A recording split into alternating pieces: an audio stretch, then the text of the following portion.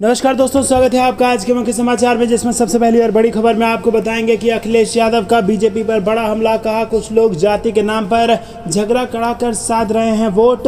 दूसरी बड़ी खबर में जिक्र होगा कि परिवारवाद पर पीएम मोदी के निशाने पर बिफरे जेडीयू नेता, गिना दिए 25 नाम। तीसरी बड़ी खबर में आपको बताएंगे कि भगवंत मान का रेवड़ी को लेकर पीएम मोदी पर तंज। कहा लोगों को सुविधा देने और दोस्तों का ख्याल रखने में अंतर है। चौथी बड़ी खबर में आपको बताएंगे कि सीएम अशोक गहलोत का बीजेपी और संघ पर निशाना, कही ये बड़ी बात। और पांचवी बड़ी खबर में जिक्र होगा कि आजादी के 75 साल पूरे होने पर कांग्रेस ने निकाली आजादी गौरव यात्रा।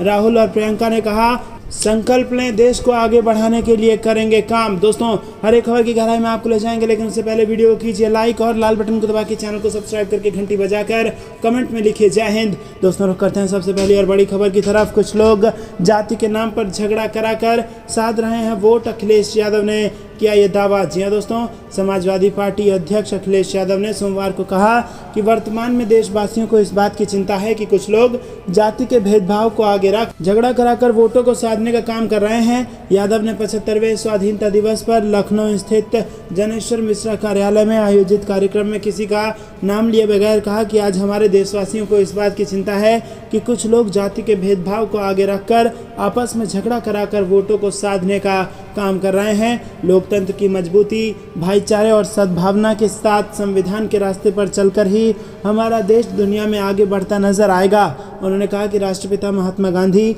बाबा साहेब भीमराव अंबेडकर और डॉक्टर राम मनोहर लोहिया ने समय समय पर कोशिश की थी कि देश से छुआछूत एवं जातिवाद दूर हो। उन्होंने कहा कि समाजवादी लोग इसी रास्ते पर चलते हैं और राजधानी लखनऊ सहित प्रदेश के सभी जिलों में सपा कार्यालयों में ध्वजारोहण किया गया। यादव ने कहा कि भारत को आज़ादी तमाम वीर सपूतों की शहादत के बाद मिली है और उनकी कुर्बानी भुलाई नहीं जा सकती।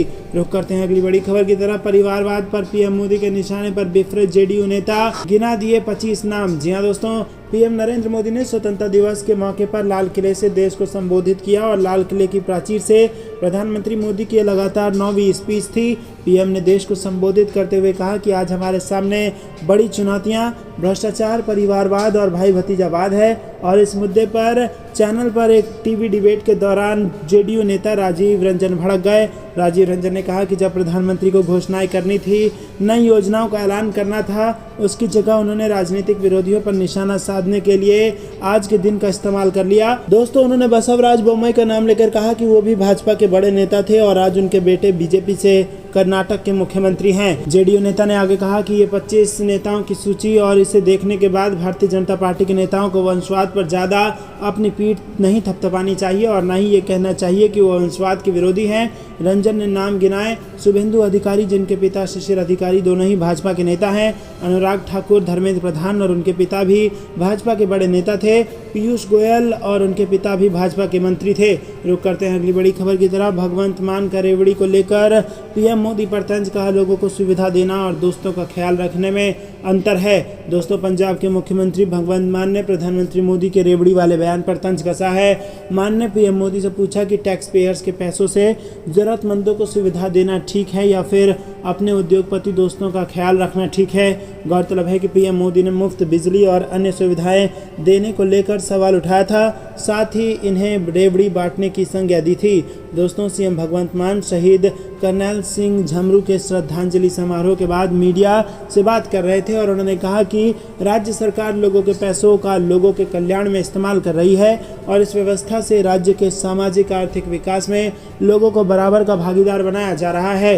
भगवंत मान ने कहा कि इसके उलट केंद्र सरकार आम लोगों की गाढ़ी कमाई को दिन दिहाड़े कॉरपोरेट दोस्तों के ऊपर लुटा रही है और इनमें से कुछ तो बैंक में कई लाख करोड़ रुपए लेकर देश छोड़ चुके हैं। दोस्तों, रुक करते हैं अगली बड़ी खबर की तरफ। सीएम गहलोत का बीजेपी और संघ पर निशाना, कही बड़ी बात। जी हां दोस्तों, सीएम अशोक गहलोत ने हिंदुत्व के नाम पर राजनीति करने के आरोप लगाते हुए विपक्षी पार्टियों को आड़े हाथों लिया और एसएमएस स्टेडियम में मीडिया के सवालों को जवाब देते हुए सीएम ने ये बात कही। आरएसएस के वरिष्ठ प्रचारक इंद्रेश कुमार के जिन्ना और महात्मा गांधी वाले बयान पर सीएम ने इस पर पलटवार करते हुए कहा कि जो हिंदुत्व के नाम पर राजनीति कर रहे हैं, हिंदू राष्ट्र बनाने की बात कर रहे हैं, इनको मैं पूछना चाहूँगा कि पाकिस्तान बन गया धर्म के नाम पर, वो तो बर्बाद हो गया है। आज वो हमारे देश के मुकाबले में पैरामीटर्स जो होते हैं, इंडिकेटर्स, उसमें कहीं नहीं टिकता है। आगे गहलोत ने कहा कि पाकिस्तान आज न शिक्षा में, न स्वास्थ्य में, न सड़क में, न पानी में, न बिजली में, न सोशल सिक्योरिटी के अंदर कहीं भी भारत के मुकाबले ठहरता नहीं है और वो बार बार सैन्य शासन लगाता है और देश के दो टुकड़े हो गए हैं जबकि हम साथ साथ आज़ाद हुए थे। गहलोत ने कहा कि वो तो ये पूछना चाहते हैं कि जो हिंदू राष्ट्र की बात करते हैं वो हिंदू राष्ट्र बन गया तो उसके बाद में क्या होगा। सीएम गहलोत ने कहा कि देश को धर्म के आधार पर बांटने वालों को सोचना चाहिए कि ये वो मुल्क है जिसमें भाषाओं को लेकर विरोध हो जाते हैं तो धर्म की बात क्यों की जाती है। गहलोत ने कहा कि अगर यही स्थिति रही तो तमिलनाडु क्या करेगा आपका। दोस्तों, रुक करते हैं अगली बड़ी खबर की तरफ। आज़ादी के 75 साल पूरे होने पर कांग्रेस ने निकाली आज़ादी गौरव यात्रा। राहुल और प्रियंका ने कहा संकल्प लें कि देश को आगे बढ़ने के लिए करेंगे काम। जी हाँ दोस्तों, कांग्रेस के पूर्व अध्यक्ष राहुल गांधी, महासचिव प्रियंका गांधी और अन्य वरिष्ठ नेताओं ने स्वतंत्रता दिवस के अवसर पर सोमवार को पार्टी मुख्यालय से गांधी स्मृति तक आज़ादी गौरव यात्रा निकाली। कांग्रेस नेताओं ने 30 जनवरी मार्ग स्थित गांधी स्मृति पहुंचकर बापू को श्रद्धांजलि अर्पित की और ये वही स्थान है जहां 30 जनवरी 1948 को राष्ट्रपिता महात्मा गांधी की गोली मारकर हत्या की गई थी। कांग्रेस नेताओं ने देश की एकता के लिए काम करने का संकल्प भी लिया और कांग्रेस मुख्यालय में आयोजित ध्वजारोहण कार्यक्रम में कांग्रेस के पूर्व अध्यक्ष राहुल गांधी के बगल में कांग्रेस के वरिष्ठ नेता गुलाम नबी आज़ाद और आनंद शर्मा खड़े थे। उनके अलावा प्रियंका गांधी, के.सी. वेणुगोपाल, जयराम रमेश, मोहसिना किदवई और कई अन्य नेता भी मौजूद थे। दोस्तों, राहुल गांधी ने ट्वीट किया कि आज़ादी के 75 साल पूरे होने पर कांग्रेस मुख्यालय में ध्वजारोहण समारोह में शामिल हुआ और ये एक ऐतिहासिक और यादगार पल है और आज हम आज़ादी के 76वें वर्ष में प्रवेश कर रहे हैं। हमें मिलकर एक नई ऊर्जा का संचार कर देश हित के कार्यों को नई दिशा और गति देनी होगी। प्रियंका गांधी ने ट्वीट कर कहा कि बलिदानों, विचारों, भारत की विशाल प्राचीन संस्कृति, संविधान के मूल्यों, विकास की पींगे बढ़ाने के सामूहिक प्रयासों ने देश को मजबूत नींव रखी और आज़ाद भारत का 75 साल का सफ़र इस मजबूत नींव का गवाह है। दोस्तों, रुक करते हैं अगली बड़ी खबर की तरफ। तिरंगा बांटने पर मिली सर कलम करने की धमकी, परिवार में दहशत का माहौल, पुलिस ने दी सिक्योरिटी। जी हाँ दोस्तों, यूपी के बिजनौर के एक परिवार के घर के बाहर धमकी भरा पत्र चस्पा मिला। पत्र में हर घर तिरंगा बांटने पर सिर कलम करने की धमकी दी गई। तिरंगा झंडा बांटने पर सिर कलम करने की धमकी भरा पोस्ट चस्पा होने से पूरा परिवार दहशत और सदमे में है। हालांकि पुलिस प्रशासन ने परिवार के घर पर सुरक्षा मुहैया करा दी है, साथ ही अज्ञात के खिलाफ केस भी दर्ज करा लिया है। पुलिस की कई टीम लगाकर जांच पड़ताल शुरू कर दी गई है। दोस्तों, दरअसल बिजनौर जनपद के थाना किरतपुर के बुद्धपाड़ा इलाके में अरुण कश्यप का परिवार के साथ जीवन यापन करता है और 14 अगस्त की सुबह अरुण कश्यप के परिवार को मकान की मुख्य दीवार पर हाथ से लिखी धमकी भरा पत्र चिपका मिला और परिवार और इलाके के लोगों ने देखा तो वो भी सन्न रह गए। अरुण के घर के बाहर चस्पा पत्र में लिखा है कि अन्नू, तुझे बहुत घर घर तिरंगा देने की खुशी है, अब तेरा भी सर तन से अलग करना पड़ेगा आईएसआई के साथ ही। दोस्तों, रुक करते हैं अगली बड़ी पर। शिवमोगा में सावरकर की तस्वीर को लेकर बवाल, कर्फ्यू लगाया गया। जी दोस्तों, कर्नाटक के शिवमोगा में वीर सावरकर के एक पोस्टर को लेकर बवाल हो गया है। हिंदूवादी संगठनों द्वारा स्वतंत्रता दिवस के मौके पर लगाए गए इस पोस्टर का कुछ मुस्लिम युवक विरोध करने लगे हैं और इसके बाद कर्नाटक पुलिस ने जिले के कुछ हिस्सों में प्रतिबंध लगा दिया है। सावरकर की तस्वीर हटाने को लेकर हिंदू संगठनों ने प्रदर्शन शुरू कर दिया है और मंगलुरु के सूरतकल जंक्शन पर भी इसी तरह के बैनर को लेकर बवाल हुआ। यहाँ social democratic party of India के कार्यकर्ता सावरकर की तस्वीर को लेकर आपत्ति जताई और इसके बाद इस फ्लैक्स को हटा दिया गया। यहाँ एक सर्कल का नाम सावरकर के नाम पर रखा गया था। मंगलुरु सिटी कॉरपोरेशन ने इसकी मंजूरी भी दी थी। भाजपा विधायक वाई भारत शेट्टी की मांग पर सर्कल का नाम सावरकर के नाम पर रखा गया था, जिसके बाद बवाल होने के बाद कर्फ्यू लगाया गया। रुक करते हैं अगली बड़ी खबर की तरफ, जिसमें आपको बता दें कि प्रियंका और राहुल संग कांग्रेस नेताओं ने दिल्ली में निकाली आज़ादी की गौरव यात्रा, सोनिया का सरकार पर निशाना। जी हां दोस्तों, आज़ादी के 75 साल पूरे होने पर कांग्रेस के पूर्व अध्यक्ष राहुल गांधी, महासचिव प्रियंका गांधी और कई अन्य वरिष्ठ नेताओं ने स्वतंत्रता दिवस के अवसर पर सोमवार को पार्टी मुख्यालय से गांधी स्मृति तक आज़ादी गौरव यात्रा निकाली। और इससे पहले कांग्रेस अध्यक्ष सोनिया गांधी ने आरोप लगाया कि एक आत्ममुक्त सरकार स्वतंत्रता सेनानियों के बलिदान को तुच्छ साबित करने पर तुली हुई है और कांग्रेस राजनीतिक लाभ के लिए किए गए ऐसे प्रयासों का कड़ा विरोध करेगी। कांग्रेस नेताओं ने 30 जनवरी जानवी मार्ग स्थित गांधी स्मृति पहुंचकर बापू को श्रद्धांजलि अर्पित की। और ये वही स्थान है जहां 30 जनवरी 1948 को राष्ट्रपिता महात्मा गांधी की गोली मारकर हत्या की गई थी। कांग्रेस नेताओं ने देश की एकता के लिए काम करने का संकल्प भी लिया है। कांग्रेस अध्यक्ष सोनिया गांधी के कोरोना वायरस से संक्रमित होने के कारण सोमवार को पार्टी की वरिष्ठ नेता अंबिका सोनी ने अखिल भारतीय कांग्रेस कमेटी के मुख्यालय में ध्वजारोहण किया। रुक करते हैं अगली बड़ी खबर की तरफ। नेहरू गांधी जैसे नेताओं की छवि खराब करने के लिए इतिहास को तोड़ मरोड़ रही मोदी सरकार, स्वतंत्रता दिवस पर भड़की सोनिया गांधी। जी हां दोस्तों, देश आज़ादी की 75वीं सालगिरह मना रहा है और इस बीच कांग्रेस की अंतरिम अध्यक्ष सोनिया गांधी ने देशवासियों को आज़ादी के पर्व की शुभकामनाएं दी। साथ ही केंद्र की मोदी सरकार पर भी निशाना साधा। सोनिया गांधी ने केंद्र की आलोचना करते हुए आरोप लगाया कि वो महात्मा गांधी और जवाहरलाल नेहरू जैसे नेताओं को बदनाम करने के लिए ऐतिहासिक तथ्यों को गलत तरीके से पेश कर रही है। उन्होंने कहा कि केंद्र सरकार अपने राजनीतिक प्रचार को आगे बढ़ाने के लिए महात्मा गांधी और जवाहरलाल नेहरू को बदनाम करने की कोशिश कर रही है।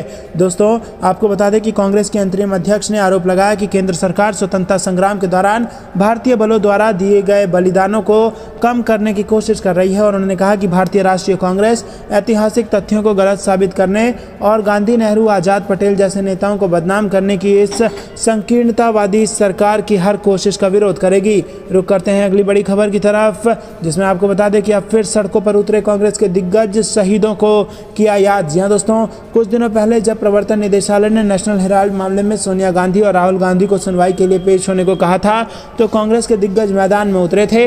अब एक बार फिर आज़ादी की 75वीं वर्षगांठ पर कांग्रेस पार्टी के दिग्गज महंगाई, भ्रष्टाचार के विरोध में सड़कों पर उतरे हैं। कांग्रेस नेता राहुल गांधी और प्रियंका गांधी समेत कांग्रेस के बड़े नेता कांग्रेस मुख्यालय से नारेबाजी करते हुए निकले। दरअसल राजधानी दिल्ली स्थित कांग्रेस मुख्यालय में पूर्व केंद्रीय मंत्री सोनी ने ध्वजारोहण किया और इस दौरान कांग्रेस के पूर्व राष्ट्रीय अध्यक्ष राहुल गांधी, गुलाम नबी आजाद, पवन खेड़ा, सुप्रिया श्रीनेत समेत कई बड़े नेता मौजूद रहे। इसके बाद कांग्रेस नेताओं ने मार्च निकाला और ये मार्च कांग्रेस मुख्यालय से 30 जनवरी मार्ग पर पहुंचा, जहां महात्मा गांधी शहीद हुए थे।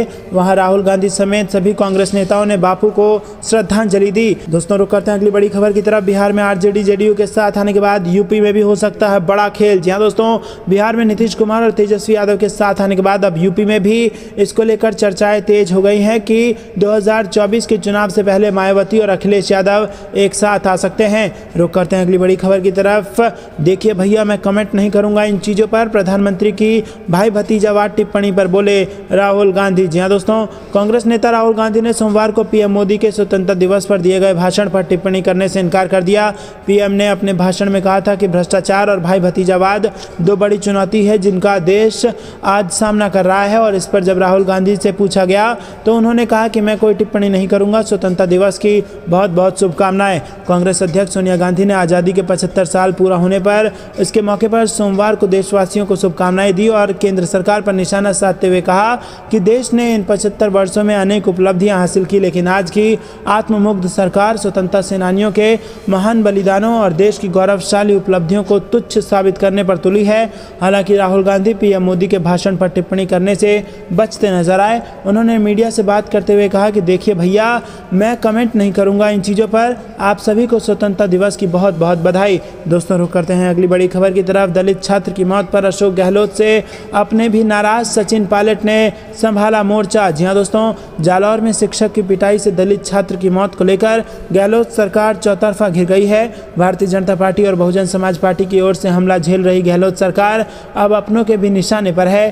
कांग्रेस विधायक पानाचंद मेघवाल ने गहलोत को अपना इस्तीफा भेजकर सरकार पर कई सवाल खड़े कर दिए और इसी बीच कांग्रेस नेता और पूर्व उप मुख्यमंत्री सचिन पायलट ने पीड़ित परिवार के घर जाने का ऐलान कर दिया। सचिन पायलट ने ट्वीट किया कि जालौर जिले के सुराणा गांव में छात्र इंद्र कुमार के साथ शिक्षक द्वारा निर्ममता से की गई पिटाई में मासूम को अपने प्राण गंवाने पड़े थे। मैं कल 16 अगस्त को स्वर्गीय इंद्र कुमार के परिजनों से मिलकर संवेदनाएं व्यक्त करूंगा। पायलट 5 बजे सुराणा गांव पहुंचेंगे और पीड़ित परिवार से मिलकर उन्हें ढांढस बंधवाएंगे। गौरतलब है कि सचिन पायलट ने जालौर जाने का फैसला ऐसे समय पर किया है जब राज्य सरकार को दलित अत्याचार के मुद्दे पर आक्रोश का सामना करना पड़ रहा है। आलम यह है कि जालौर में लोगों के गुस्से को देखते हुए सरकार को इंटरनेट तक पर पाबंदी लगानी पड़ी। माना जा रहा है कि मुख्यमंत्री से पहले पायलट को वहां पहुंचने के राजनीतिक मायने हैं। दोस्तों, गहलोत सरकार को दलितों की रक्षा में नाकाम बताते बताते हुए 12 अटरू विधानसभा सीट से कांग्रेस के विधायक पानाचंद मेघवाल ने इस्तीफा दे दिया और उन्होंने विधायकी छोड़ने का ऐलान करते हुए सीएम गहलोत को इस्तीफा भेजा है। मेघवाल ने कहा कि राजस्थान में लगातार दलितों और वंचितों के खिलाफ अत्याचार बढ़ रहा है, लेकिन पुलिस कोई कार्रवाई नहीं कर